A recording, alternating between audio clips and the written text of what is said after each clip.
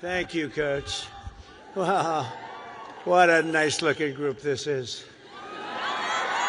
What a beautiful group of people. And especially a very big hello to the University of Alabama. Congratulations to the class of 2025. Roll Tide. Roll Tide.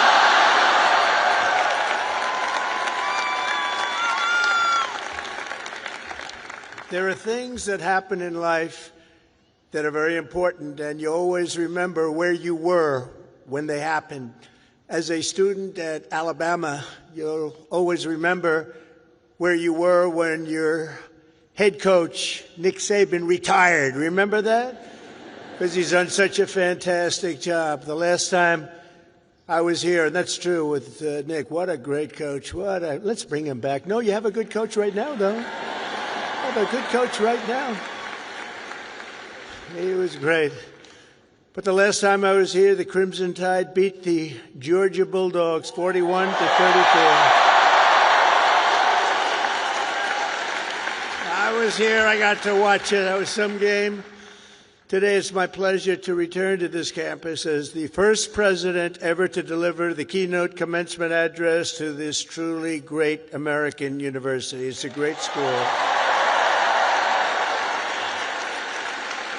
And there's nowhere I'd rather be than right here in Tuscaloosa, Alabama, Titletown, USA. That's what it's become. And I love this place. Maybe it's because I won Alabama by 45 points. Could that be the reason? 45? You know, the way they say, the polls have closed in Alabama. Trump has won Alabama immediately. It was very quick. It was very, very quick and nasty. That's what we like. They put all 7 of your commencement ceremonies, I don't know if you know this, but they put them all together first time ever, so I better do well, or I'm in big trouble. But I want to thank President Bell for his 10 years of distinguished service, highly respected gentleman, but 10 years of service to this great university, overseeing the education of 100,000 proud Alabama graduates. That's something to have on your record. I also want to thank Alabama Governor Kay Ivey, who's here with us, and she's a fantastic. Where is she? Where is she? She's around here someplace. She's here. I just took a picture. I said, you're doing a great job, along with the very wonderful man, a friend of mine, Senator Tommy Tuberville. Where's Tommy? Tommy's great. When he wanted to run for the Senate, I said, well, you beat Alabama 6 times in a row. How can you run for the Senate? He said, well, I just look at him and I say, well, I was responsible for them getting Nick Saban. I said, that's a good reason. And he won. Very easily he won. But I'll never forget that. Thanks also to a wonderful person, Representative Lisa McClain, a great person, great, highly respected. Gary Palmer, Robert Adderholt, Dale Strong, Ronnie Jackson, Ralph Norman, along with Lieutenant Governor Will Ainsworth, Alabama Attorney General Steve Marshall, Alabama Secretary of State Wes Allen, great people, Alabama Senate President Pro Tem Garland Gudger, Chancellor Sid Trant, and members of the University of Alabama Board of Trustees. But most importantly, and they would agree with this, let's give a big round of applause to your incredible parents, grandparents, and family members.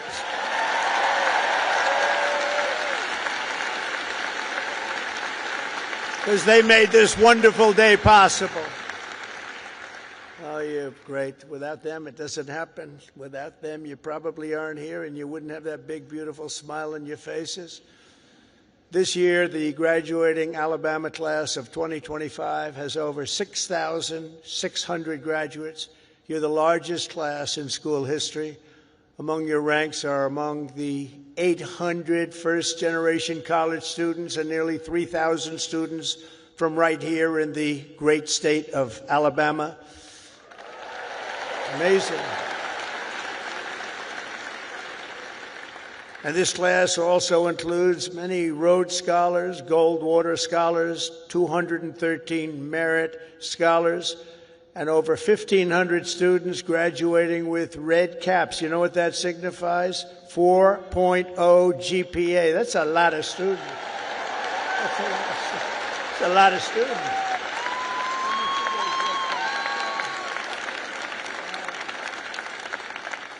That's pretty good. I know who I'd pick. I'd look for a red cap. I say, I want you to work for the beautiful Trump administration, this lovely administration.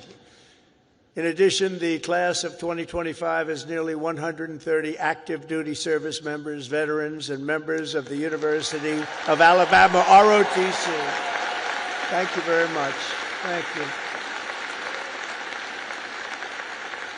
Everywhere you look, you can see the fierce spirit of this school, but nowhere more clearly than in your world-class athletics. There's nothing like it. Probably there's no school like it. That's why I would like to recognize the 11 graduating seniors on the University of Alabama football team. Where may they be? Where are they? You just have to look, and they're about a foot taller than everybody else. Oh, great. Thank you very much. Congratulations. Great season. Thank you. Thank you. Great season. There is something truly special about the players, coaches, and the fans who pack the stands at Bryant-Denny Stadium and proudly sing Dixieland Delight. We like that. Alabama has changed college football forever and inscribed into the history books the names of Bear Bryant, Joe Namath, 4 Heisman Trophy winners, and, of course, the great Nick Saban.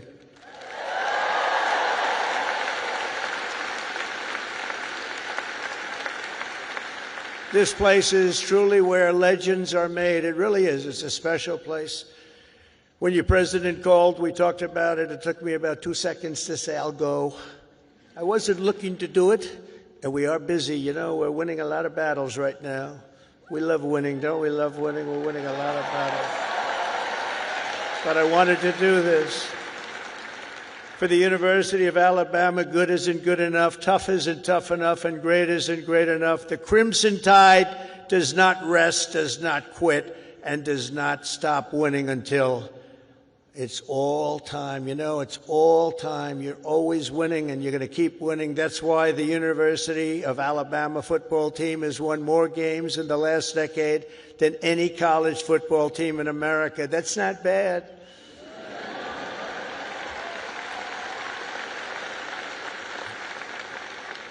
And it's why last fall you beat Auburn for the 5th year in a row. That's not bad.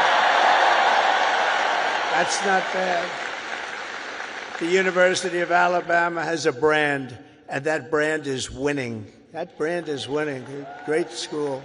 Last year, the Crimson Chaos watched the Tide Hoops make it to the Final Four for the first time ever. And this year you built on your incredible record and returned to the Elite Eight.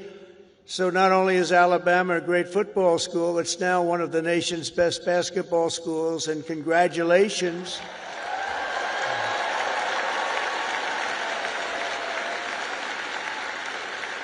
And I love sports, and I think I should have come here. I think I should have come here. Congratulations as well to the women's track and field team for winning 2 SEC titles this year. That's something. As long as I'm president, we will always protect women's sports. Men will not play in women's sports.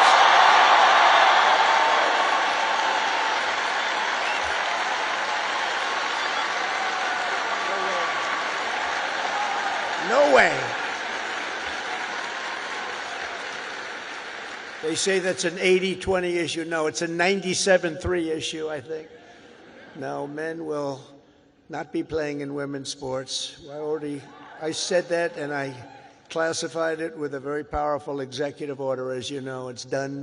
The class of 2025 was the first to enter the halls of this university in the aftermath of COVID-19. Following a difficult senior year of high school, many of you came here to Tuscaloosa from around the country, and for the very first time, you experienced something called freedom. You had freedom.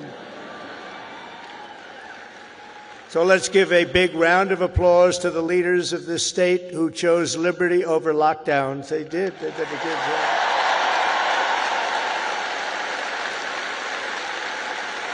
Did a good job. As you know, there are few campuses in the world more beautiful than this one, and there are few memories sweeter than the ones you have formed really at this capstone and at the capstone. You'll miss the beautiful sounds of Denny chimes, the excitement of lining the Walk of Champions, the Saturday tailgates at the Quad. As you graduate, it's natural to reflect on 4 years of happy memories, and you've really had happy memories here. You've done a lot of winning. Winning is a good thing to do. But today I'm also asking you to look forward to really something very, very bright and more promising, and it's going to be an even more promising tomorrow, I promise you that.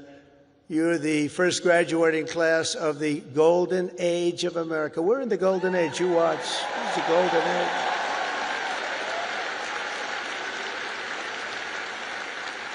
This is the golden age. We've done things that nobody thought possible. 100 days yesterday, 100 days, and we've done things that nobody thought even possible. Like many generations before you, you're graduating at an exciting time for our nation, a period of both extraordinary change and incredible potential and what will be unbelievable growth. You're going to see that very soon. You're going to see it starting very, very soon. The whole world is talking about it. Our country has always been defined by its ability to reform and reinvent itself, to meet the challenges of the next era. The last 4 years were not good for our country, but don't let that scare you. It was an aberration. We're run by people who truly, at that time, 4 years, we were run by people that didn't have a clue. They didn't have a clue. I'm trying to be nice when I say it that way. They allowed our beautiful USA to be laughed at, scorned, and taken advantage of by everybody. We were ripped off on trade by nations all over the world, both friend and foe, and oftentimes a friend was far worse on trade than the foe. But those days are over.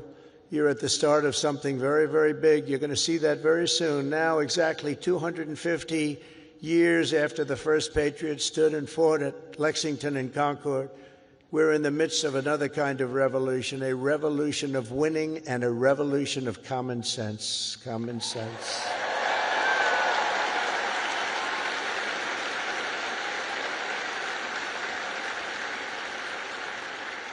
Everywhere you look, broken systems, corrupt institutions, and tired dogmas are being swept away by the tide of history. Ancient wisdom is being rediscovered, and the best and strongest traits of America are coming back for all to see, bigger, better, and greater than ever. Coming back, and they're coming back fast. The spirit of our age is one of boldness, vigor, ambition, and adventure, and it's exciting to be you and young. Oh, I'd pay you a lot of money to have your age. You have a great future. The people have rejected the voices of a failed establishment. You saw that in the election. We've turned the page on endless wars, crippling debt, open borders, ruinous inflation, and a lack of respect for our country and for its leaders. But we're turning that all around, and we're turning it around very fast. We will very quickly make America great again.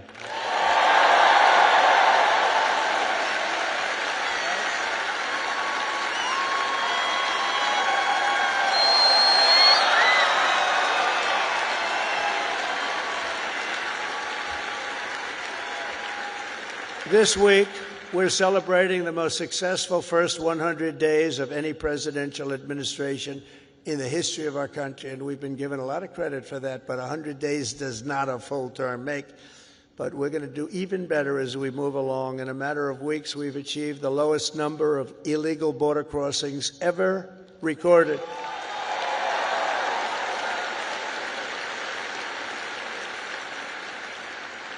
And you've seen it, hundreds of thousands of people pouring into our country from prisons, from mental institutions, from gangs, and all over the world, not just in South America.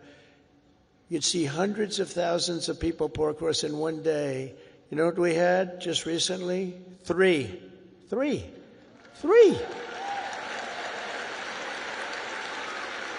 And we slashed the number of illegal aliens released into the United States by 99.999%. And you know, if that number is wrong, the fake news, which is all over the place today, is going to be correcting me before I get to the next sentence. Now, 99.999%. How about that? Nobody thought that was possible. They said you needed legislation. No, you just needed a new president. That's what you needed.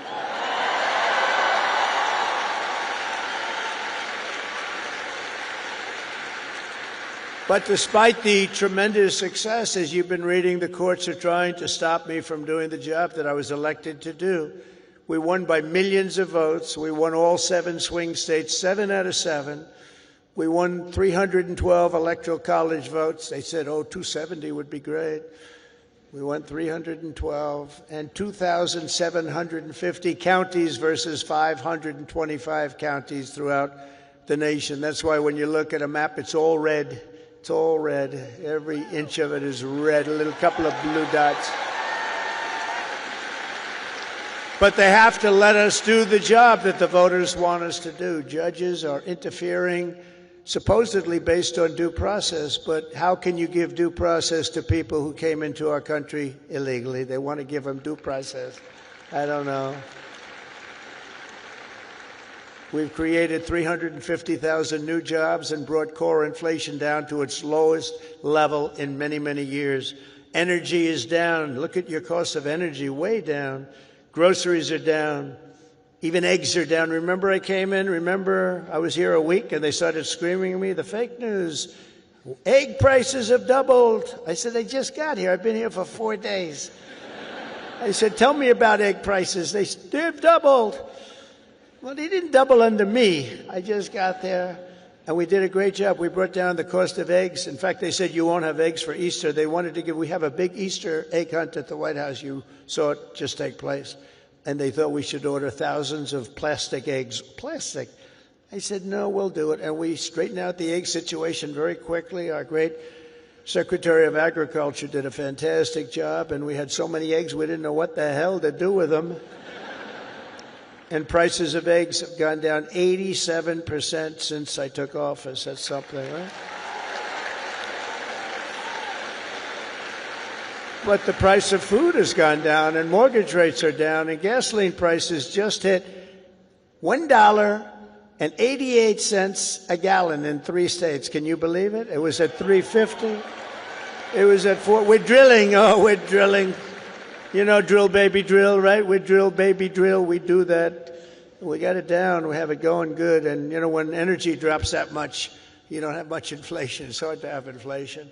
It was just announced that in the first quarter, investments in the United States are up 22%, that we're leading the whole world in investment. Everybody's pouring into our country with big dollars. And it's all about November 5th, the November 5th election, and tariffs and incentives that we've given that are going to make this country so much richer. We have $36 trillion in debt. That's going to start to come off. It's going to come off rapidly, but we'll be over $8 trillion in investment, with Apple and others investing $500 billion each. We've never had a period of time in 2 months, because we're here for 3 months, a little bit more, but give me a break for the first month. You know, had to get a little acclimated. Had to see where the enemy lies, because they're already looking to impeach Trump. You know, these crazy people. Let's impeach him. For what? We don't know exactly, but we'll try it. These people are crazy. So we had to, you know, get our bearings for the first couple of weeks. So in 2 months, we had over $8 trillion, think of it, committed. Nobody's ever seen anything like it. There's never been anything like it in any country at any time, and it's all because they want to avoid the tariffs. We want to get here fast. And I said, you know, a number of times, tariff is the most beautiful word in the world, and I got absolutely decimated by the fake news. They said, what about love? What about your wife? What about your parents? What about religion and God? So I said, all right, it's the 5th nicest word I've ever seen. And since I've done that, I've been in good shape. Nobody's bothered me. They've been very nice. So it's the fifth most beautiful word I've ever heard. But it's making us very rich, and you'll be seeing the results pretty soon, sooner than most people think, because that's what other countries have been doing to us, just so you understand. They were tariffing the hell out of us. We couldn't sell cars in Europe. We couldn't sell cars in China. We couldn't sell cars in Japan or anywhere else. We couldn't do anything. And all we're doing is we're doing it to them, but we're doing it much better. And the U.S. military is suddenly seeing its best recruiting numbers ever. We've never had numbers like that.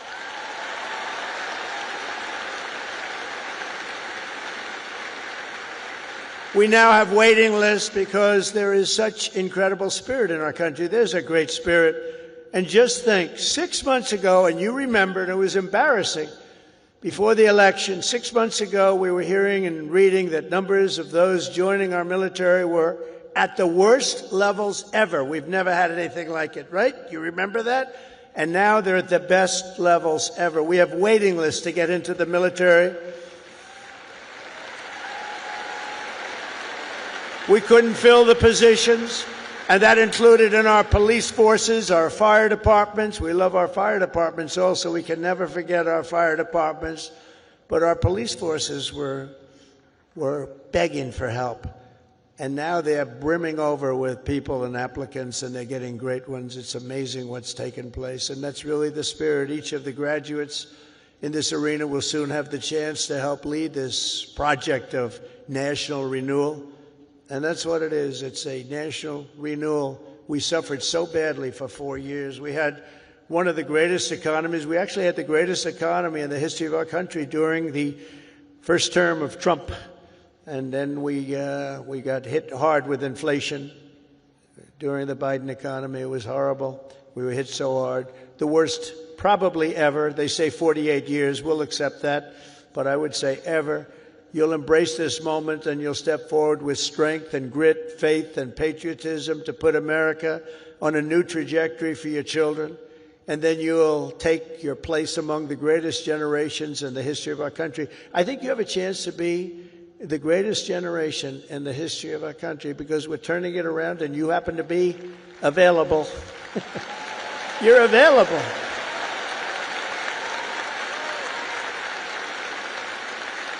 It's a good time to be available.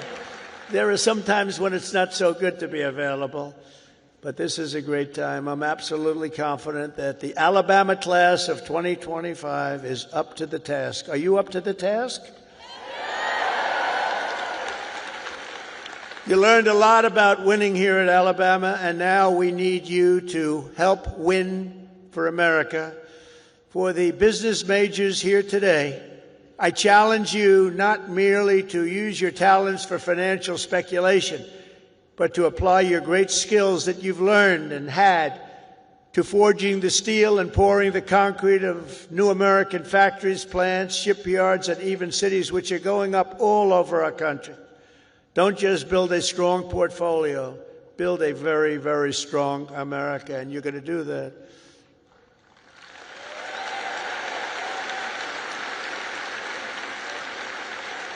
To the engineers, brilliant you are, technicians, scientists, and math majors, we need your Alabama spirit and competition to keep our country at the forefront of every single domain. America should have the world's tallest buildings, design the fastest airplanes, build the greatest cars, do everything the absolute best, better than any other nation in the world, and you can do it. And we will soon land American astronauts on Mars. That will happen. That will happen.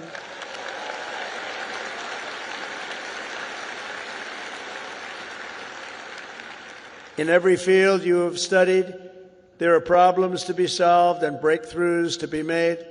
To the journalism majors, of which I've had a lot of problems with. So I must be honest. I'm not sure I like them. No, I do. But you're really leading a very thing, because we need a great and free press. We need a brilliant press. They're like a watchkeeper. They're very important, and you can go out and take it down a new track, help save the country. So important.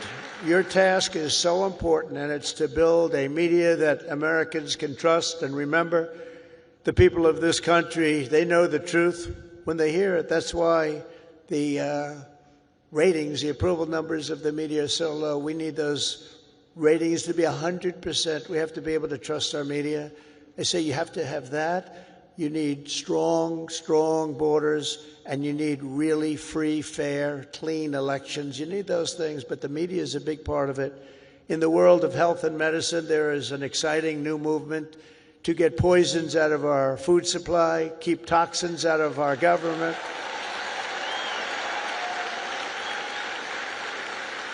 Clean out our environment and make America healthy again. And I think Bobby's going to do a great job, don't you? I think so. I think he's the guy we needed. And in government, it is the task of your generation to replace bureaucracy, graft, and waste with a new system that defends American freedom. These are big tasks before you, but the reward for your hard work will be the United States of America is stronger, prouder, better, and more unified than ever before. It's going to be.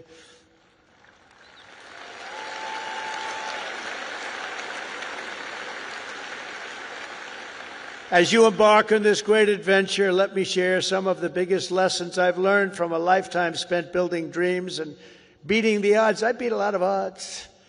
A lot of odds. A lot of people said, I don't know. But it worked out okay. Where are we? Oh, gee, I'm president. How did that happen? Now, you're going to be in the same position. But some of the would you like to hear some of the ideas, or should I just skip over that part, huh? That's going to be more interesting than all the other stuff, which was slightly political, right? I'm going to give it to you, though, just as I see it and as I've learned it, the hard way and the easy way. First, if you're here today and think that you're too young to do something great, let me tell you that you are wrong. You're not too young. You can have great success at a very young age. You're all very young. In America, with drive and ambition, young people can do anything. I was 28 when I took my first big gamble to develop a hotel in Midtown Manhattan, the Grand Hyatt, and it worked out incredibly well. But I was very young at the time. I was like a very young person in sort of an old person business. Steve Jobs was 21 when he founded Apple. Walt Disney was 21 when he founded Disney. James Madison, James Monroe, Alexander Hamilton, Thomas Jefferson. They were no older than 25 when they began the journeys that etched their names into the history books for all time. So to everyone here today, don't waste your youth. Go out and fight right from the beginning, from the day you leave this incredible university. Go out and fight tough, fight fair, but go out and fight. You're going to be very successful, because now is the time to work harder than you have ever worked before. Push yourself further than you have ever pushed yourself before. Find your limits and then smash through everything. Go and smash through. You've watched that football team smash through. You're going to do the same thing. You're at the age when you have the time and vitality to do really incredible things. If you just give it your all. You'll look back, and a decade from now, you'll be astounded by what you've achieved. You'll remember this day. You'll remember when the guy named Trump was giving the commencement address, and he said I could do it, and guess what? I did. I think you're going to remember that very fondly. I hope so.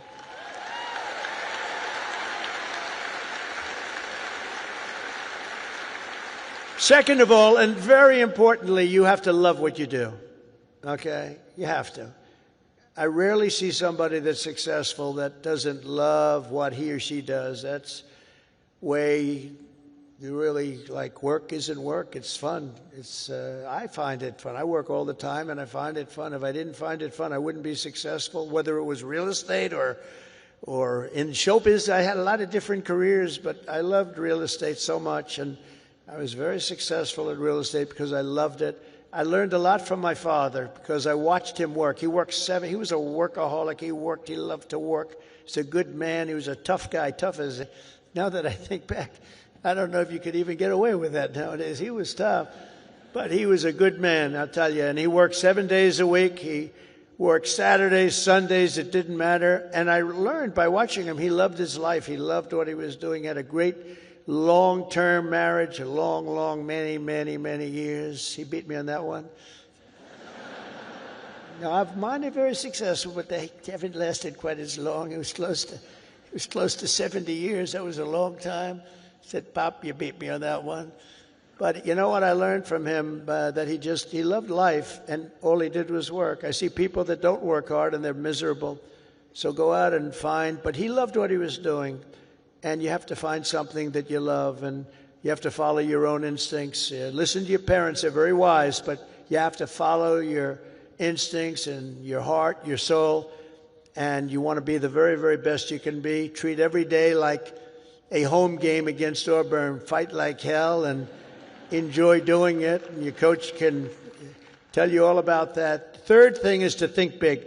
You know, you're going to do something, you might as well think big, because it's just as tough. You can think small. I know a lot of people, they thought small. They're very smart.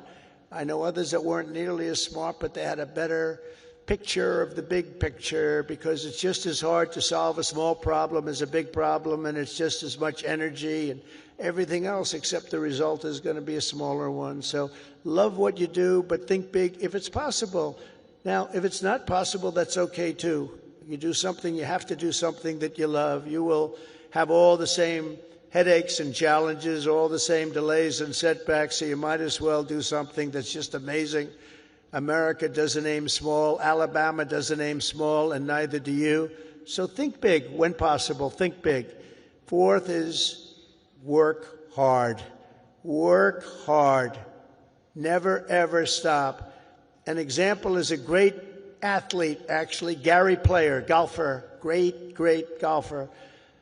He wasn't as big as other men. He was actually on the small side. Don't tell him that.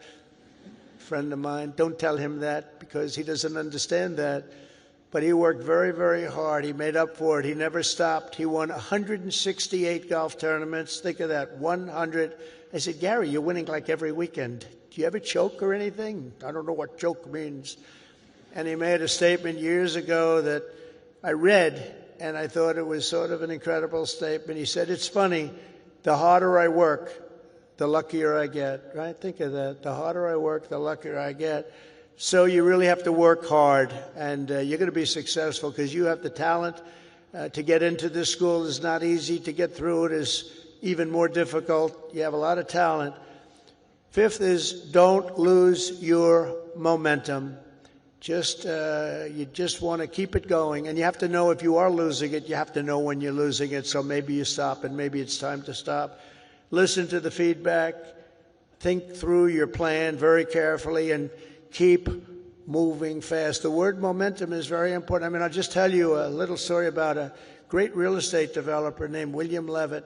He built Levittown. Some of you might live in a Levittown. He was the biggest developer in the whole country in the 1940s and so. And he built these jobs. He started with one house, then 2 houses, then 20 houses, then thousands and thousands of houses. And a company, Gulf and Western, came along, and they said, we're going to make you an offer to buy your company. And they offered him a lot of money, more money than he ever thought he could make. And he retired, lost his momentum. He retired, and he led a beautiful life. He had a wife, I must tell you, it was his second wife. It was a trophy wife. What can I say?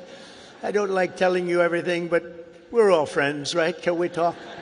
We're all friends. He had a trophy wife, and he lived a different life. He moved to the south of France, but he it was a life of tremendous luxury. He had so many millions of dollars. He was given a fortune for the company, and 10 years went by, and then 15 years went by, and he got a call from this big conglomerate, Gulf and Western, and they said, we're not doing well with the purchase, because he used to pick up every nail, every piece of sawdust, every piece of wood, every chip, everything, and he'd sell it. He'd make a couple of bucks.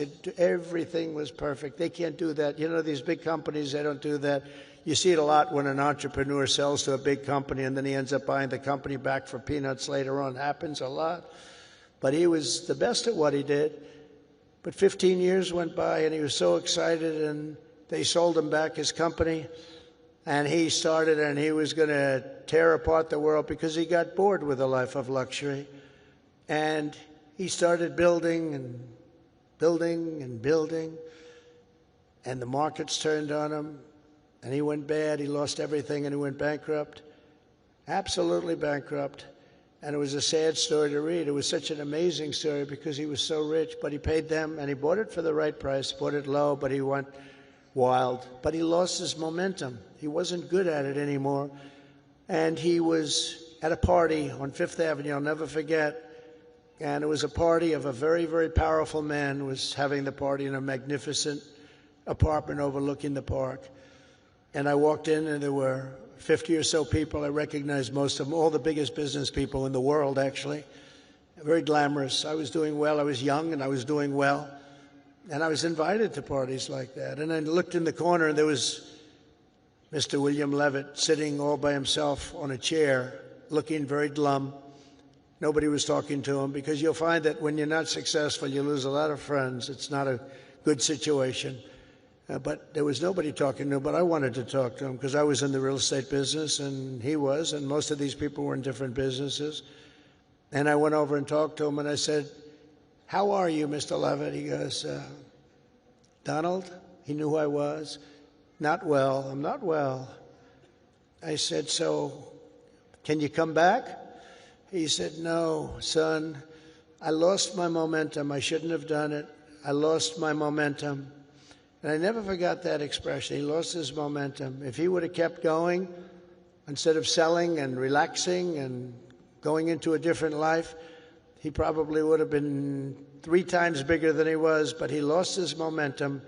And you have to know when it's your time. I mean, there'll be a time when you do lose. You see it with fighters. You see it with a lot of people. They have a great record, and they retire, and then 4 years later they say, "I'm going back. I can beat that guy," and they get knocked to hell. And it's not good. It's not good. So he lost his momentum. You have to know when your momentum time is up. I call it momentum time. But follow your momentum. It's a very important word. You don't hear it from too many, but I've seen it. I've seen it a lot. Number 6, if you want to change the world, you have to have the courage to be an outsider. In other words, you have to take certain risks and do things a little bit differently. Otherwise, if that weren't the case, everybody would be successful. It doesn't work that way. Progress never comes from those satisfied with the failures of a broken system. It comes from those who want to fix the broken system. And you'll make the bigger money, you'll make the more success by acting that way. The other way may be more secure, but if you want to go to the top, you're just never going to do it unless you break the system. Change is never easy, and the closer you get to success, the more ferociously those with a vested interest in the past will resist you. They want to resist. So I just say, trust me on that, because I know you really do. You have to break the system a little bit and follow your own instincts. But if your vision is right, nothing will hold you down. Nothing. You have to have the right vision. If you look at some of these internet people, I know so many of them. Elon is so terrific, but I know now all of them, they all hated me in my first term, and now they're kissing my ass, Do you know? It's true. All of them. It's true.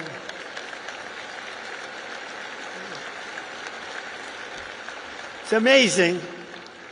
It's nicer this way. Now, in the first, they didn't know what happened because I won an election that, there was never a businessman that won a presidential election. Out of 100%, 8% were generals and 92% were politicians. Not even admirals, not even just generals. There were 8 generals, General Washington, General Grant, generals, General Eisenhower. But 8% were generals and 92% were politicians. And when I ran, everyone said, well, he can't win. He's a businessman. That's not going to work. And, but you have a natural instinct for things. I guess I had a natural instinct. I said to somebody, was I a better businessman or a politician? And they said, well, there are a lot of guys that made a lot of money, but there's only one guy that became president that was a businessman, so I guess you're a better politician. I don't think of myself as a politician. I think of myself as a businessman, and I'm proud of that. And I've applied business instinct, and that's why I think you're seeing us doing so well.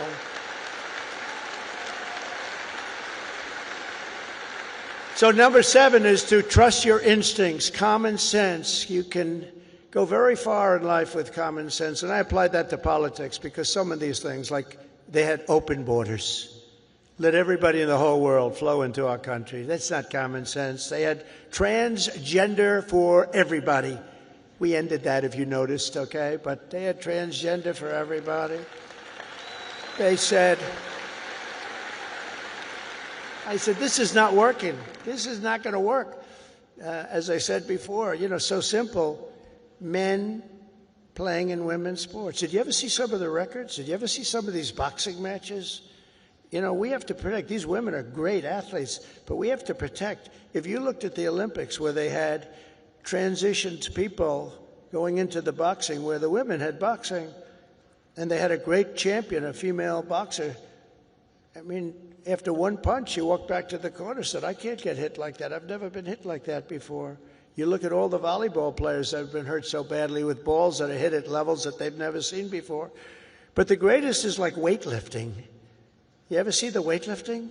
Where they have a record that wasn't broken in 18 years? And they have, should I imitate it? You know, my wife gets very upset when I do this. She said, darling, it's not presidential. I said, yeah, but people like it. Should I do it or not? All right, I'm in trouble when I get home, but that's okay. What the hell? I've been in lots of trouble before. But no, you look at the weightlifting where 18 years it stands, and they have this young woman, and her parents are right where you are in the front row, and they're so proud of her, and it's like 209 pounds, and she's going to lift that. The record stood for 18, think of it, 18 years, and they put 1/8 of an ounce here, and 1/8 of an ounce here, little tiny little bit, and she's going to do it. Mom, I love you. I'm going to do it for you, Mom. And she goes, and she lifts, and she gets it, and Mom, I'm going to do it, Mom. Can't do it. And then a guy comes along, or a gal, or whatever. A transitioned person comes along. And he was a failed weightlifter as a man, but he comes along, 206 pounds. They put the little thing on, and he goes, boom, boom. And breaks the record like by 119 pounds. That's not right. The other one is the swimming. You've heard me talk about it. Great swimmers, and you know, they rose to the top. Women swimmers, and they grew up together. And they're Olympic-class swimmers, and they're qualifying for some big tournament. And now the race is getting ready to start, the big race, and one young lady, she was going to set the record. She fought all her life to set the record. She has to win it by 1/9 of a second. Think of that, 1/9. I don't like those odds, 1/9 of a second, right? But she looks to the left and she sees all the friends that she grew up with down in California, from all over the country. They're all the best swimmers. Then she looks to the right and she sees the same thing, but there's a person next to her who's a giant. And she looks and she, oh my God, who is that? I don't recognize that person. That was a person that transitioned, and he had the wingspan of Wilt the Stilt Chamberlain, if anybody knows what. And as you know what happened, she was very, very badly injured in that meet because he went by her so fast that she was windburned. They had to take her out. She got serious windburn. He flew back and forth, and she didn't know what, but she got the hell knocked out of her, knowing that I'm only kidding. She wasn't windburned. She was just beaten by a lot. Or the race, did you see the race where they had the best female runners, and they had a guy who was a decent runner, a long-distance race, and he won by 5 hours and 19 seconds. You know, normally you win by like 12 seconds, 2 seconds, a quarter of a second. He won by 5 hours and 19 seconds. It's crazy. And, you know, honestly, it's demeaning for women, very demeaning. These are great athletes. It's very demeaning, and we're going to protect women. We're going to protect women. We're going to protect everybody.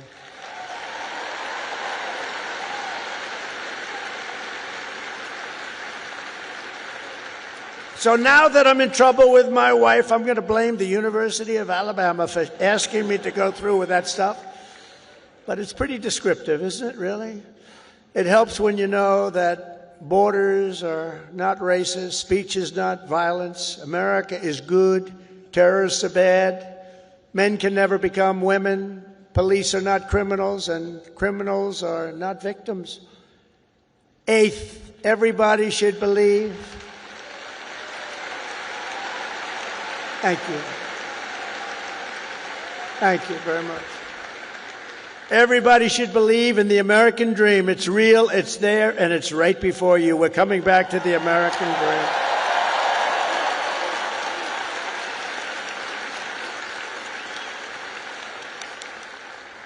dream. Ninth, think of yourself as a winner. The power of positive thinking. Dr. Norman Vincent Peale, from many years ago, wrote a book, The Power of Positive Thinking, and there is a lot to it, the power of positive thinking. Don't consider yourself a victim. Consider yourself a winner. In recent years, too many of our young people have really been taught to think of themselves as victims and blame people and be angry. Don't be angry. But in America, we reject that idea that anyone is born a victim. Our heroes are the ones who take charge of their own destiny, make their own luck, and determine their own fate despite the odds. Despite all odds, that's what happens. They're given a little chance in many cases, very little chance of success, and they become the most successful people in the world. Whether you were born rich or poor, black or white, male or female in America, anyone can be a winner. And our whole country will be cheering you on, and I'll be at the front of the line cheering you on, especially because you come from this incredible university.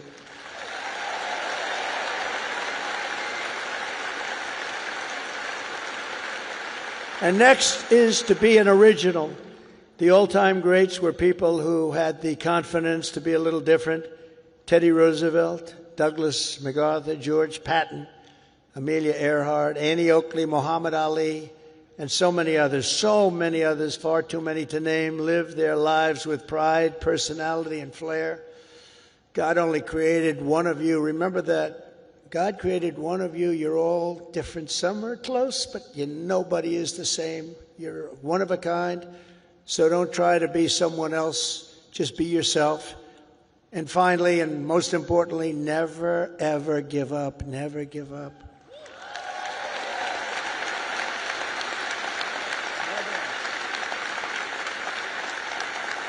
Never give up.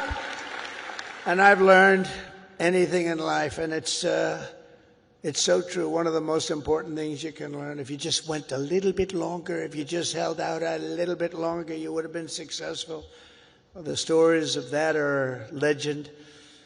But I've learned that perseverance is everything. So whatever happens, no matter where you are in life, stay optimistic and just keep pushing forward. Just don't stop.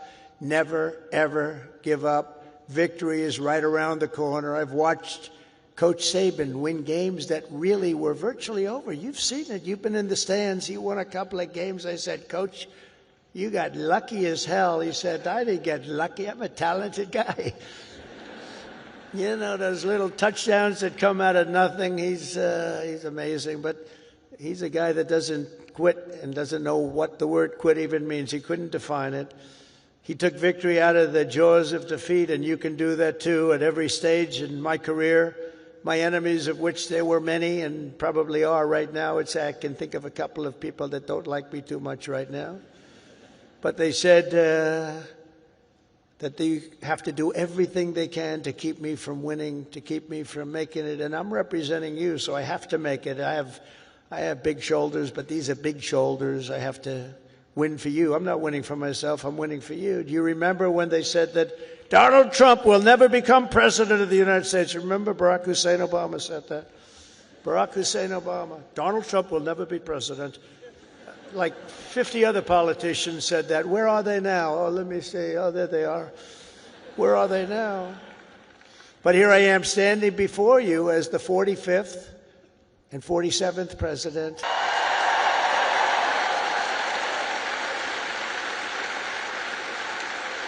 You heard that a lot. But against all odds, I did great in 2016. 2016, how great was that? And then I did much better in 2020. Sorry, the election was rigged. But it was a rigged election. And then in 2024, I made it too big to rig. I said, we got to do this again. We got to do this again. And we made it too big to rig. We made it. That was a great expression. I said, you got to go and vote. Even though I was leading big in the polls, I said, it doesn't matter. You got to make it too big to rig. And they did. They went out and they voted and voted and voted. And we won the whole thing. And it was so good. And it's such a great mandate for our country. That's the important thing. So never let anyone tell you that something is impossible. Ever, ever, ever. In America, the impossible is what we all do best. There is nothing you cannot do if you are willing to fight for it. You got to fight, fight, fight. Oh, I've heard that expression.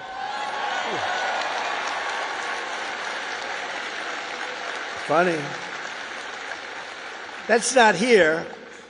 That's not here on the actually, most of what I've said tonight is not on the teleprompter. That's all right. Isn't it nice to have a president that doesn't need a teleprompter and can sort of have a little fun? Because I feel that this is home. You know, it's been such a great state for me. I feel it's home. When they said Alabama, I said, that has a good ring to me. But it's something nice about somebody that doesn't need a teleprompter, isn't there? Huh? But for the past 4 years, you've lived in a state known for its fighters, its champions, and its warriors, and you've lived in the great state of Alabama, one of the greatest of them all, from Huntsville to Birmingham, from Montgomery to Mobile, and from right here in Tuscaloosa.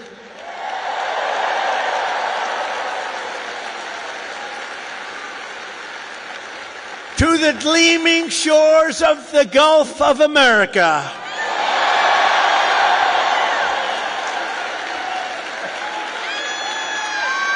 Gulf of America. That's a nice one. Everybody loves it. I wouldn't say Mexico's thrilled, but you can't have them all. They're not thrilled. You continue the legacy of Alabama legends who blazed the trails, won the games, tilled the fields, forged the steels, built the ships, and gave us the victories that built America and changed the world. The entire world was changed by our victories.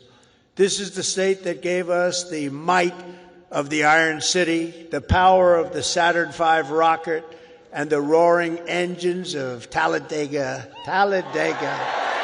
We love Talladega. We love Talladega. This is the state that gave us nothing but victory, the state of some of the greatest heroes in history, like Willie Mays, Jesse Owens, Joe Louis, your coach, Nick Saban, Hank Williams, and many others. Some of you will leave here today and travel the world, but you will always know that this state, this is really sweet home Alabama, right? It's always going to be your place.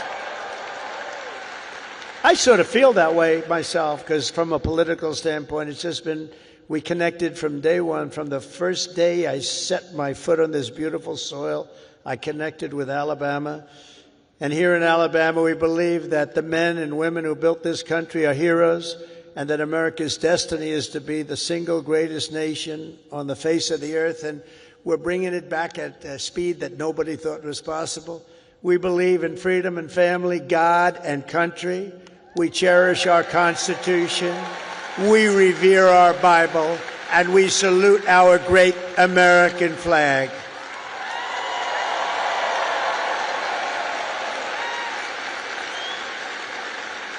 We honor our police. We respect our veterans, and we always stand for our one and only national anthem. We love our national anthem. We believe in strong parents, strong values, strong communities, and very strong borders. And we believe that the United States military is the greatest force for peace and justice the world has ever known. We have a great military. We just had people that didn't know how to lead it. We believe the South is beautiful, Alabama is great, and America is our home. We believe in the SEC and the USA.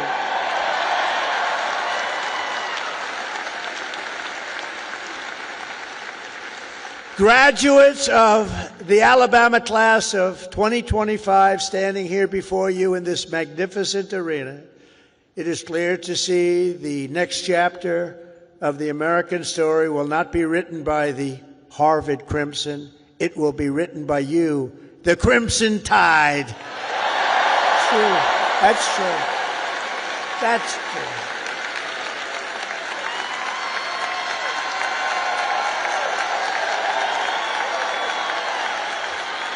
That's true. I thought that was rather clever. If you look at what's going on, they get their $5 billion a year. That is not going to be so forthcoming. Now, wasn't that a clever one, though? Huh? Who would think of that? Because this is Alabama, and at Alabama, you fight, and you win. That's what you know how to do. Congratulations to you all. Congratulations to this great class of champions. God bless you, and God bless America. Thank you all very much. Thank you.